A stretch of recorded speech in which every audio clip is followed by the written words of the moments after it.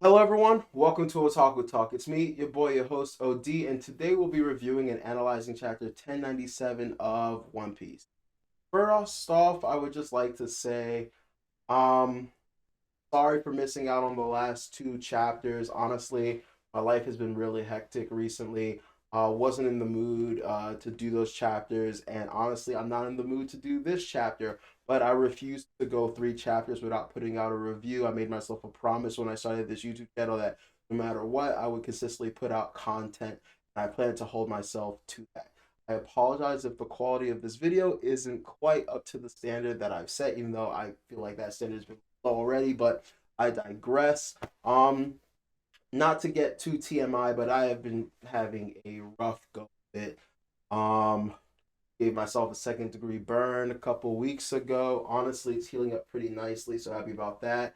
Had some really gnarly pictures when that happened. I had a blister that encompassed the entirety of my hand right here. It was massive. It was disgusting.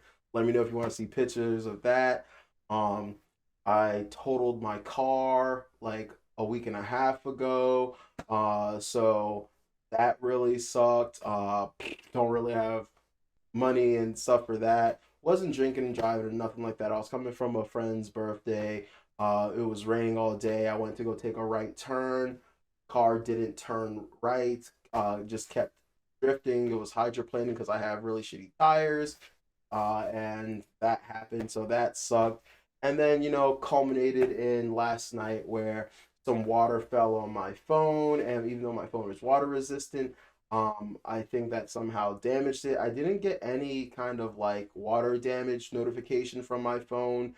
It just refused to like charge and it just won't turn on. So I got it sitting in rice because the only thing I can think of is it's water damage, but who knows? So uh, I've literally just been having a rough go of it. I'm not really superstitious, but I am selectively superstitious. And so, the rule of three. So I'm kind of hoping that the phone thing is like the last effed up thing to happen to me. But who the hell knows? But honestly, like I said, I'm not all the way here. It's been really rough.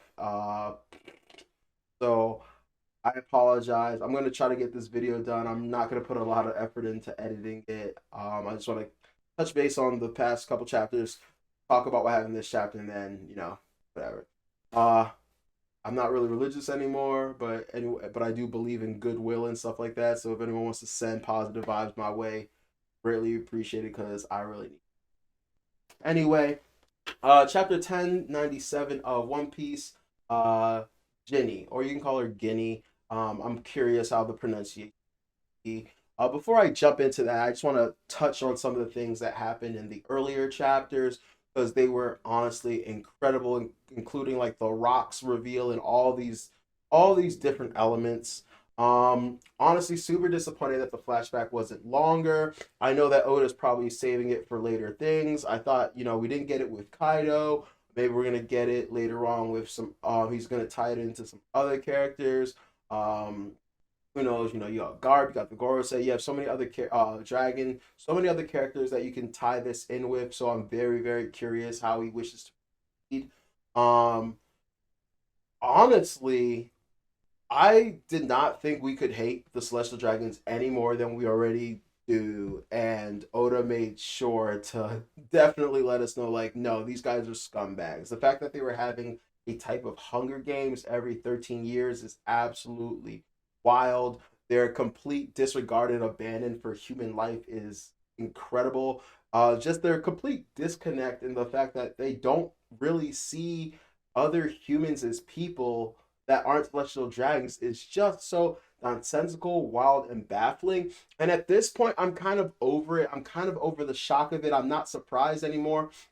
What I'm more curious to now is to find out just how did this happen? How did they get just so separated from humanity? What caused them to see themselves as gods? And how were they able to continually perpetrate that ideology? And, just in general, how come more people that are celestial dragons weren't able to turn? We know about, Lily Nefertari, right? We know about the Corazones and stuff, but you would think that there would be a handful more families that were just like, no, this shit is fucked up. We're not with this shit. So I'm very, very curious because I have a feeling Oda is building up to that. Um, Turns out a lot of the YouTubers were right that the reward for this competition was going to be devil fruits, and this is how a bunch of people got their devil fruits. Didn't really think this was going to be how like Kuma and Ivankov got theirs, but I definitely thought this was going to be how Kaido got his, and that's what happened. So that was really, really incredible. We get this scene with all the Rocks pirates minus Rocks himself, and we have, we got Buckingham Stussy, we got Gloriosa. Was really surprised with Gloriosa because I was under the impression that it was going to be Shocky that was on his crew. So that really threw me for a loop. We had Kaido, Whitebeard, Captain John, Silver Axe, Wang Chi, Okaku, and some other people we don't know about. A lot of people mentioned that they look like the zombies. So their shadows or their bodies were used for zombies, so that's really, really interesting. I'm wondering if we're gonna, you know, get tied back into Moria. We never really settled that plot thread because we don't know what if Moria's alive or dead right now. All we know is he went to squash some beef with Blackbeard and rescue his homie, and that Absalom, and that shit did not go well. Obviously Absalom is dead, as Shiryu has his devil fruit, so who knows what the hell's happening there. So there's just a lot going on. My main takeaway is that there is clear discohesion in the crew. It just seems as though everyone there does not want to be on the crew. Everyone there does not respect their captain, let alone like each other. So my thing is like, how is he able to hold these guys together? How was he able to get them on his crew in the first place? I think the most obvious thing is a Davy back fight. That makes a lot of sense. That would get people on your crew that don't necessarily align with your goals, wants, and desires, but they would have to honor it anyway. So that's interesting. Another theory was he just beat them into submission, like how Ace challenged Whitebeard and a bunch of people challenged Whitebeard, and then when they got defeated, they got forced to join his crew, or like how Kaido captures people and you can either go to the Udon prison or you can join his crew. Maybe it was one of those things. So it was either the Davy back fights or he just beat them up and said, "You're on my crew now, you're mine," and subjugated them. So that was really, really interesting. Garp was laxing, chillaxing, maxing in the pool and stuff like that. Possibly on vacation. He gets called up. He's like, "Are the Celestial Dragons on their little field trip?" My immediate question was, does he know that these things happen? Does he know that they have these like Hunger Games, and he just is kind of like cool with it? Like that's not like with him. Like part of me thinks he had no clue that this is actually what they were doing. He thought it was something else. So I'm really, really curious about that. I also find it interesting that he had no real interest in rocks, but then when Roger's name comes up, he like jumps and leaps into action. So I found that to be really interesting as well. Um, the treasure that was taken from Hachinosu, I have no clue about. Originally, on my first read through, I thought it was just the devil fruits, that maybe they stole the devil fruits from Hachinosu. But I've had a lot of time to see other people's videos, and I'm a big proponent of the idea that it is that egg. And whatever was in that egg, we have no clue. Could it be a human? Could it be a dragon? Could whatever that was in that egg be located at the One Piece right now? Maybe guarding the One Piece. Could whatever that egg be an ancient weapon of some form? So I'm really, really interested in that. Anyway, there's a bunch of stuff from that chapter that I really want to talk about, but like I said, I didn't reread, I didn't do my homework, I didn't take my notes. I don't have a phone. Usually, you guys who are familiar with my channel, see me look at my phone every blue moon to refresh my memory about stuff. So, we're just gonna move on to this chapter. Like I said, I apologize for the quality of this work, but I just got to get this done. So we have a cover art, and it is Kuma using its pawpaw fruit to paw people towards. I think this is actually hilarious. I guess he's like not teleporting them, sending them flying to the grill that Ginny is using, and I thought that was kind of hilarious. I also kind of figured that Kuma would be the type to be a vegetarian because he's just so kind-hearted and loves life so much. So I'm really shocked that he's like eating animals. Maybe he's a pescatarian, but I thought that was fun. I thought that was well done. Um, I really was wondering if we were gonna see him holding the Nino Cooney book. We didn't see it back in the flashback. Oh, I didn't get to talk about that, but whatever. We're gonna move past that. But I was wondering, like, if we are gonna see him read the Nino Cooney, maybe that's where he got the, the information to, build up Sorbet Kingdom whenever he quote unquote takes it over.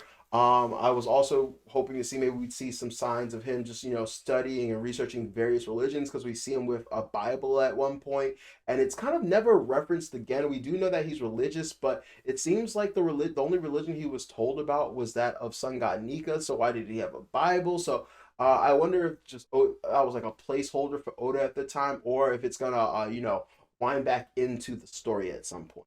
So anyway, we go into the story. I'm just gonna talk about what I remember, and Kuma is a lot older now, a lot bigger now. He's still the kind-hearted big oaf that we know, and Ginny is with him, and basically he is operating a church of sorts. And every Sunday, people can come and have their their pain and suffering and stuff taken out of them. Obviously, that fits the bill. That does seem like something that Kuma would do.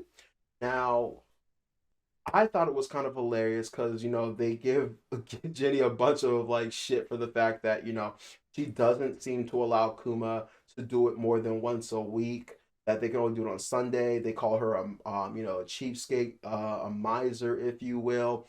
And honestly, I know at this point it's being set up that she is going to be Jory Bonnie's mom. But honestly, I said this in, I don't know if it was my last review or if it was in my my live reaction thing that I did, or maybe it was in, I did actually record a video, but something went wrong and I never got to post it. But I've said that a lot of the things that she's been doing have kind of reminded me a lot of Nami, and I wouldn't be surprised if this was a classic Oda subversion where everyone thinks that it's Bonnie's mom, but it might turn out to be Nami's. Because you guys have to remember, we don't know who Nami's parents are, and she was found by a Marine during during some kind of like aftermath of a war in a town. So, maybe the war was against the Revolutionary Army. Who knows? But I guess it's safe to say that is Jory Bonnie. But I'm just saying I wouldn't be surprised if Oda threw us for a loop real quick, especially with the fact that Jory Bondi's name, where does that come from? Does it come from Kuma? Doesn't seem to come from well, it could come from Jenny because we don't know her real last name, because we don't know if Ivankov is actually her actual brother or just like her Aniki, like big bro type stuff, right? And I think it's gonna be Aniki big bro type stuff. Because honestly, it was kind of funny how he was like, all right, I'm off to adventure, peace, deuces. But One Piece is about not letting things anchor you down, weigh you down, about like, being free to pursue your own pursuits. And so like if he wants to be free and travel the world, that means doing so even despite leaving his sister and friend behind. And maybe, to be honest, he thought, his sister was in good hands with Kuma. Who knows, right? So anyway, they're complaining about the king and how he's issued, some new law where they have to pay this celestial tribute in order to, to gain the protection and whatever advantages come from being, affiliated with the world government. And so a lot of them don't have money, and they're telling stories about how friends of theirs and people they know in town have been arrested because they don't have the money for the celestial tribute. And not only are they being arrested, they're not being fed in these jails. So they're being taken to jail, not fed, and essentially just, they're just going to die because, the king treats them as, leeches on society. And it's kind of screwed up, but, so what else is new when it comes to One Piece? So anyway, after everyone leaves, they go into, the back like in a room in the back, and there is a giant bubble. And I was actually super happy that like Oda mentioned not a plot twist, not a plot hole, but like I remember thinking this last chapter when he took the pain out of the two kids bullying him. And I also thought that was funny because I was like, these two kids bully you and then you become the king of this kingdom, Sorbet Kingdom, and they're like, I could have asked them going, "Hey, isn't that the kid we bullied and picked on? He's king now." But honestly, the two kids actually grow up to be those two guys we constantly see with Jory Bonnie. So I thought that was honestly interesting as well. But anyway, we find out this dude Kuma. Oh my god! Every week, every week he takes upon himself the pain of everyone that he has, saved. And I thought that was one of the most hardcore touching things ever. I already thought Kuma was a really cool character, but for Oda to go ahead and just do that to him really just shows the kind of character Kuma really is. Just the lovable, gentle giant that he is, willing to literally take on the pain of the world and liberate so many people with his pause of liberation, which normally I would really get into, but not today. But Jesus Christ, dude. And I have a lot of people being like, nah, he definitely replaces Zoro. And I'm not going to compare, but all I will say is that bubble of pain wasn't as big as the one Zoro took, but Zoro only had to take it that one time. This dude has been doing it for weeks, and who knows how many freaking weeks, right? So that's insane to me. Um, Also, a side note, Ginny seems to be the talk of the town. Oda draws her really attractive. She seems to be, everyone's fancy, but it becomes clear she only has eyes for Kuma. Kuma also obviously likes her, but we can tell one, he's a pure-hearted dude. He's not really lustful or lecherous, so he's not after her in that way. Also, he's a kind, caring dude because he had a flashback of the fact that, he would like to be with her, but the problem is any child they have might potentially have Buccaneer blood, and now guess what? That child is destined to face the same prejudice and issues in life that Kuma did, and he doesn't wish that on anyone. And honestly, that really, really touched the sore spot in my heart because I remember being young and I always, always wanted kids. I wanted kids my entire life in middle school. And I know it's weird, blah, blah, blah, but I had this whole idea of, American dream, family, yada, yada, yada. And as I grew up and got older and got more jaded and saw how the world was, and also on top of how the world was, having existentialism issues, basically pondering, the meaning of life, what does everything mean? I was like, fuck, I don't want to bring kids into this world. One, because the world sucks, and two, I don't know what I'm bringing them into and what purpose I'm bringing them for. It would just be having children, in my opinion, was inherently selfish because it's not for them. It would be for me to have children and to, live vicariously through them and like achieve things through them and blah, blah, blah. But like a child doesn't choose to be born. And so I was like, I don't want to bring them into this world so that they can suffer the same types of existentialism and existential crises and dread and thoughts that I have. And so I know it's not exactly the same, but it really touched me that he was like, I don't want to have a situation where, I bring this child into the world and now, the government's after my Buccaneer child. They're after my wife. They enslave and capture, imprison all of us, and they die. Which, by the way, I didn't have a chance to talk about, but Oda did that so cold blooded. First, he has Kuma's mom die, and then, like, while his dad is trying to cheer Kuma up, has him shot in front of him. I honestly had to like and Oda does it in such a nonchalant fashion that I go to the next panel because I'm thinking, oh, like, is he bleeding out, blah, blah, blah. And it's just like something completely different. I was like, wait, what? No, like, he got shot. What, like, is he okay? And I go back and I'm like, yo, this dude is dead. I think Oda just haphazardly killed this guy. That's insane to me. But that just that's just Oda trying to show you that shit ain't sweet out here. Like this is really how people are living, and these are the motivation of like the freedom fighters, the Revolutionary Army, like the holders of the Will of D, and like everyone that opposes the world government. Like this is why, and this is why they have to be stopped. So anyway, we have Kuma go to the town square because basically the king gets fed up with the fact that there are a bunch of people that he just considers dregs on society because they can't pay for the tax or whatever, the tributes, the celestial tribute. And so they're taking people, and people are able to be enslaved, kidnapped, tortured, what have you. And Kuma's like, I will not stand for this, and starts a rebellion, which I thought was kind of crazy because I was like, who's stopping you? Like, who on this island? Like when he ended up in jail, I was like, how was anyone able to stop you? And just like the real G's they are, though, Ginny and the other two dudes, I don't know if we get names for them, but they end up in jail with him. And while he's in jail, we get his signature iconic, fit and the hat and what have you, right? So while they're there, they get rescued by none other than Dragon and Ivankov. I believe that they came back to this island to recruit them.